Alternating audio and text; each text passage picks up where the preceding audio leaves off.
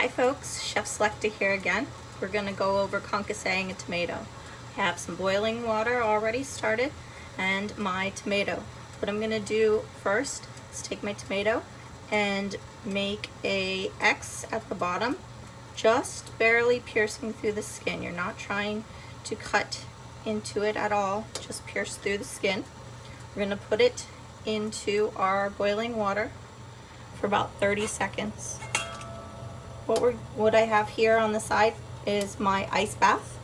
It's water and ice, so it's ready right when I take this off. We're not trying to cook the tomato in any way. We're trying to make it easier to take the skin off of the tomato. So the skin is really hard to digest. It sticks to the roof of your mouth. It's chewy.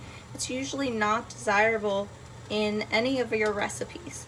So for all of my students who are taking their introduction courses, from now on you won't have a recipe that calls for a tomato that's been seeded and skinned.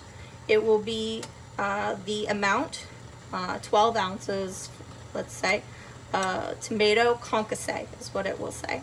Alright, so about 30 seconds or even less.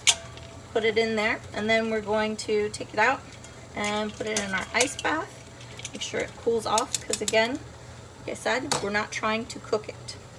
Now that it's done, you can see that it's pretty easily, we'll cool it off, make sure it's stopped cooking.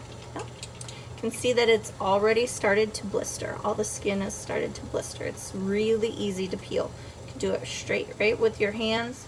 You can utilize your paring knife. I have a paring knife here.